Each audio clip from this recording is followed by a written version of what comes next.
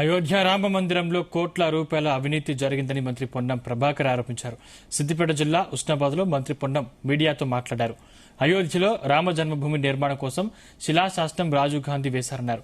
అవినీతిని అయోధ్య ప్రజలు ముందుగానే గుర్తించారని, రాముని పేరు మీద అక్షింతల పేరుతో రాజకీయాలు చేశారని తెలిపారు.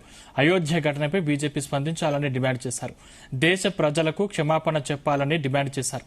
దేశవ్యాప్తంగా చందాలు వసూలు చేసి హుండీలు కొల్లగొట్టారని ఎద్దేవా చేశారు.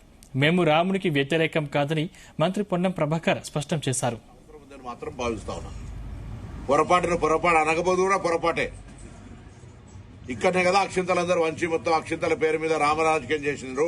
రాముడి నిర్మాణం పేరు మీద పైసలు వసూలు చేసుకొని పోయినరు. ఆనాడు ఎవరైనా ఏదైనా మాట్లాడితే వీళ్ళు రాముడికి వ్యతిరేకం, హిందువులకు వ్యతిరేకం అని మాట్లాడితే మీరే కదా. ఇవాళ మీకు భాగం ఉందని అంటలేను, మీకు బాధ్యత వహించమనంటలేను, కానీ స్పందించాల్సిన అవసరం ఉందని మాత్రం కోరుకుంటా ఉన్నా.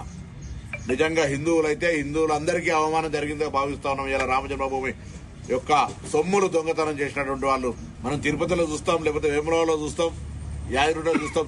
సొమ్ములు లెక్క పెడితే చాలా పకడ్బందీగా సీసీ కెమెరాల మధ్యలో ఎట్లా జరుగుతుంది. ఇక్కడ ఎందుకు అటువంటి అవకాశం ఇచ్చారు? అంత పెద్ద నిర్మాణం జరుగుతుంటే ఎక్కడో అక్కడనే. ఇప్పుడు వాస్తవంగా బుక్కులు పట్టుకొని ఎక్కడో అక్కడ తిరిగిండ్రు. ఎవరు చేరినాయి, ఎవరు చేరలే, ఏం లెక్కుంది? ఆడికేమైనా శ్రీరామ జన్మభూమి ట్రస్టులో రిసిప్ట్లు వచ్చినాయా? ఇదంతా కూడా ఒక పెద్ద దేవుడి పేరు మీద జరిగినటువంటి స్కామ్. మిగతా వాళ్ళందరూ అప్పుడు కాంగ్రెస్ పార్టీ స్కామ్ల పార్టీ అంటారు. ఇవాళ ఆఖరికి దేవుణ్ణి కూడా స్కామ్ కు వాడుకున్నటువంటి పార్టీ బీజేపీ పార్టీ అని మేము ఆరోపణ చేస్తాం. భక్తి పేరు మీద, రాముని అక్షింతల పేరు మీద రాజకీయం చేసే అసలు రంగును గమనించాలని చెప్పి